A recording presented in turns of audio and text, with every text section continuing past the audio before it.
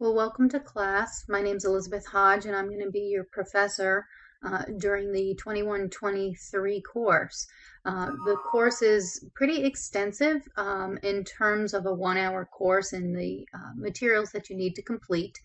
But I wanted to go ahead and provide you with an overview of the platform. But should you find that you have questions following watching the video, please don't hesitate to contact me. So to begin with, on the left-hand panel, you'll see that we have your toolbar for you that you can access the different elements within the course. Right now we're on the announcements page, and shortly there'll be the welcome announcements posted for you to review. Beneath that is the course information. Now this, when we enter this location, you'll see that you have the syllabi and the tentative course calendar available. When you click on the syllabus, it's actually going to open a new window to a PDF document so that you can easily print it off and view it. Please go through all of the requirements for the course. But to get to the nuts and bolts of it, let's just review a little bit about what the requirements include. So you can see that you have these activities in task stream that you need to complete, and those include the Apple Book Review, the ECU Conceptual Framework, your Upper Division essay, and then the Disposition Form A. Beneath that, you'll be completing observation hours. Now, this semester is a little bit different in terms of the number of hours that you'll need to complete, because you'll begin with 4 video observations as opposed to going directly out to the school site. So you'll observe instructional lessons and complete a observation protocol within TaskStream. You'll be provided with a TaskStream account, and we'll go over that, and you'll receive directions for setting up your TaskStream account within your module material. You'll also be completing the context for learning, and then the secondary eyes modules, which are at the declarative level, so the informational level in terms of instructional strategies. And then you'll have your final overall practicum reflection essay, as well as your final exam. So again, just to review, you've got 4 video observations in combination with 4 on-site visits to the school that you're placed at. Probably the most important thing to think about is actually getting that practicum form filled out and submitted to me, but again, we'll get to that in just a minute. When you click on the course calendar, again, this will open up into a new window, as you can see. So the course calendar goes over, truly is a huge benefit to students. I always suggest that you print it out. It gives you the time frame of the module that you'll be completing. So you can see that Module 1 runs from August 26th through September 8th. It covers the information, so any of your readings are required, access to articles and things that you have to complete. And then it gives you the objectives and outcomes, so any of the assignments that you're required to complete during that time frame. And it's just a great way to complete the material, maybe make a checklist, cross them off as you go along to know that you've completed each of these. So I suggest printing that out. And you'll see that it's posted for the entire semester. So you can truly plan ahead. I do suggest that you plan ahead, because we do have these synchronous sessions that are required for your video observations. Okay, let's move down to the course modules.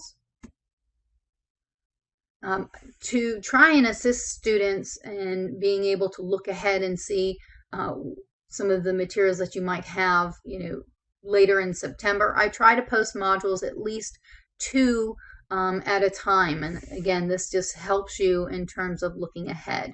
So when we go into Module 1, what it's important to note is that these are learning modules. So they are they're set up in a consistent manner. You can see here I've got a review of all of the requirements that you'll be completing.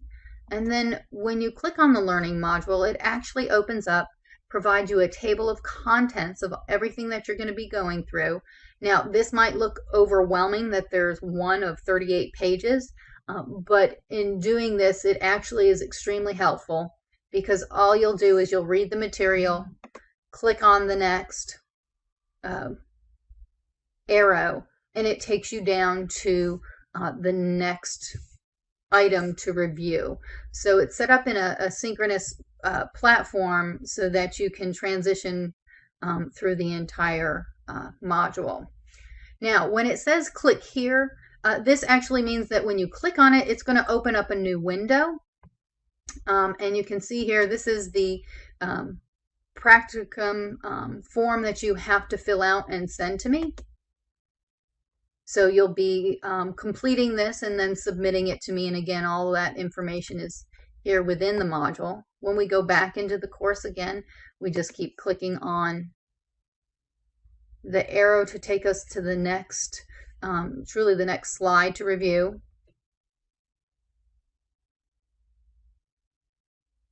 And so it goes through your course, again, in a synchronous fashion. And you do need to start with one and work your way through. Now, just to mention, when you get down to the video grand rounds, you'll actually be beginning your video observation.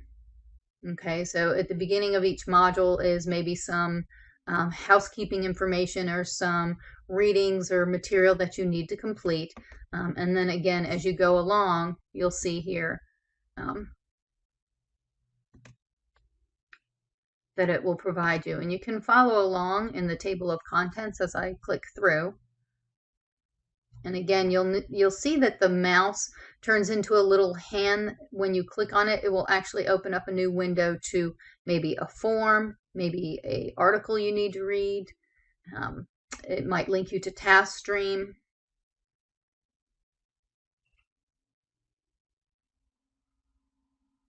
It's very self-explanatory.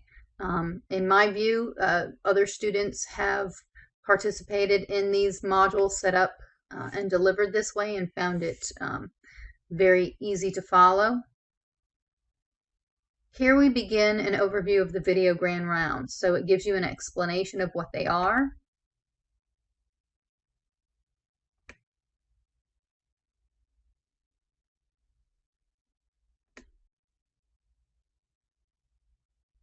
And the directions for completing them.